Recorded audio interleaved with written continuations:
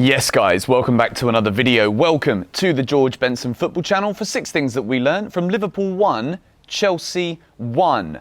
A draw that kind of feels a bit more like a victory than a defeat, or a draw. A defeat, I don't know why I'd say it was a defeat, because we didn't bloody lose, did we? A good result for Chelsea at Anfield, going ahead from a wonderful Kai Havertz header and then conceding a goal which was a penalty, but the rest of everything else that's associated with the penalty is kind of, well, what we're going to spend quite a little bit of time discussing in today's video. I'm sorry it didn't go out straight after the game. I'm also sorry it didn't go out yesterday, but here it is, 6 things we learned. We begin with box number 1. And I was thinking, do I want to give a blue box for a game where Chelsea didn't pick up 3 points? And then I sat there and I thought about it and I'm like, yeah, I actually do, to be honest, because there was a star performance in the defence from Andreas Christensen. And I've given him a blue box because I think when you go down to 10 men at Anfield against the Liverpool side, who it's just their second game again playing in front of fans at Anfield, there's a buzz about the place, you know. Chelsea, champions of Europe, Thomas Tuchel, everybody's praising this Chelsea team. Everybody knows that there's a good thing going on right now. So the impetus was firmly on Liverpool to get behind everything with the fans, with the start to the season they've made as well, and put down their own statement. And the fact that Chelsea obviously had a lot of things going their way with 10 men for the second half, I think Christensen's performance on his own, all of everybody out there, to be honest, was fantastic.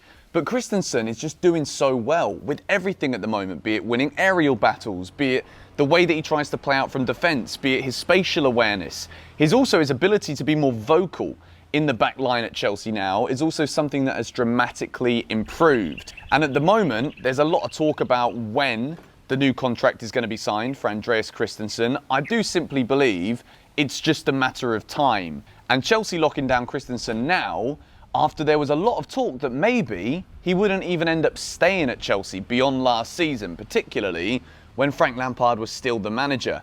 But now, I think he's almost undroppable. And obviously, Thiago Silva came on during the game as well and was absolutely fantastic. Obviously, Chelsea had to do a lot of different kinds of substitutions than they would have liked to because of Reece James' sending off. And I just want to stay right now, before we move with 6 things we learned, there's absolutely no red box for Reece James because I think the red card, farcical, to say the least. You know, to be kind about it, I could say a lot of other things about Mr. Anthony Taylor, but I will try and remain professional. But Andreas Christensen, at the moment, I think he's probably been our best player so far season. We move into box number 2, and it is the captain, who made his 300th Premier League appearance for Chelsea. I think he's into the top 4 of Chelsea appearance makers in the Premier League of all time. Cesar Azpilicueta, once again, when called upon, when needed, when Chelsea were kind of in dire straits, to be honest. When you go in at half-time, you've gone down to 10 men, you've just conceded a goal before the break to Mo Salah, former Chelsea boy. You need somebody to galvanise the team. You need somebody to come out there in that second half and put in a leader's performance. And Azpilicueta, as he always seems to do, was flawless again. I think Chelsea defensively at the moment, Rudiger, sensational as well. But Azpi, there's a lot of talk this season about Jules Koundé. Obviously, at the time of me recording this video now, on Monday morning for you guys in Europe, there's a lot of talk that Koundé could actually be done today, could be done tomorrow. There's not much time left. But Azpilicueta, it's going to be so hard to displace this guy within the Chelsea team. He's made a wonderful start to the season, European champion. You can see the confidence flowing through him right now. And I thought he was excellent again. And it wasn't just the tackles, the blocks, it was that leadership. And when you go down to 10 men, not only was it an absolutely massive team talk from Thomas Tuchel, but when you go back out there on the pitch, you need the belief that you're not just there to hold on. You know, Chelsea kind of went into a 5-3-1 formation when we went down to 10 men, and anybody who thinks that is negative football clearly doesn't know what they're watching. Anfield, Liverpool, one of the best teams in the league. You don't go and try and attack when you go down to 10 men. You're going to get obliterated 7-0 or 7-1, because obviously we scored the first goal. Azpi was fantastic, and another man who, again, I could sit here just giving this guy the glory all day long. Edouard Mendy, one of the best goalkeepers in world football, put on a show again. Big saves, denying Virgil van Dijk, various other Liverpool players who wanted to have a pop shot from outside of the area, which is all we really enabled them to do, because defensively, even without Reece James on the field, so solid. But Liverpool are obviously Liverpool. They're playing at Anfield. There's a pressure, and when you can't seem to break a way through to actually get shots away around the 18 or 6 yard box, you're left with no choice but to shoot from outside the area. But Edouard Mendy was ready for absolutely everything.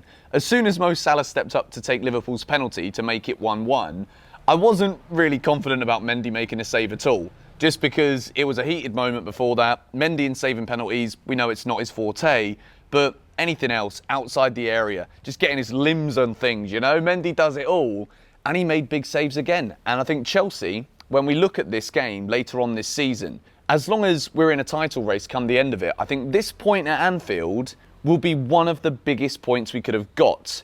Not only because it keeps us on par with Liverpool at this stage, but the mentality of this result and the bonus that it kind of gives Chelsea to know that we went down to 10 men, the odds were stacked against us from the moment Reece James was sent off and before the penalties even kicked.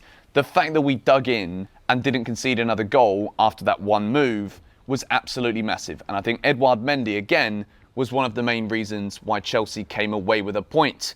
We move into box number 4. And, you know, I want to spend a bit of time about this. I don't usually like to be one of those guys who just obliterates a referee for the sake of obliterating a referee. But Anthony Taylor is a red box, because this man should never, ever referee a game that involves Chelsea Football Club again. It is not even arguable, in my opinion. If you want to sit here and say to me, oh, no, actually, you got this decision from Anthony Taylor in the past, I'm sorry, I don't care about the little clips you might pull up when he's actually got something right. We know that referees are prone to making mistakes. However, what Anthony Taylor did was nothing shy of disgraceful, in my opinion. You know, the VAR is one thing. Whether you like it, whether you don't like it, is not the point here. What it does do is it gives you the opportunity, if you're unsure, to go over there, spend a few seconds to actually watch it.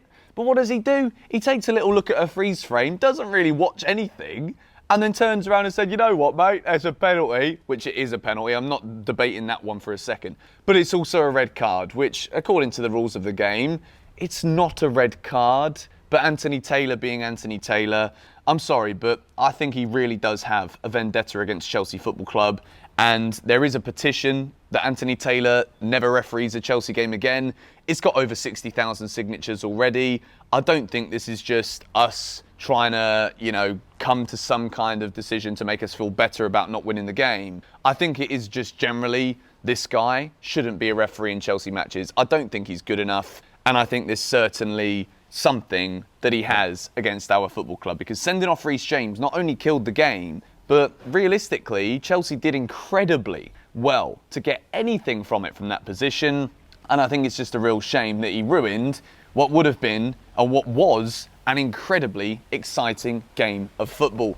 We move into box number 5, and despite, like I just said, Anthony Taylor, referee, killed the game, Kai Havertz scored a wonderful header to give Chelsea the lead. It's one of those where the corner goes in at the near post and Kai gets his head on it, and you don't think it's going to go in. Alisson's a very good goalkeeper, and it looked to me as though it was something that was premeditated. Liverpool have got big players that like to hang around the centre of the box, dominating the 6-yard area so that they can't really concede too many goals from these situations now Virgil van Dijk's back in the team.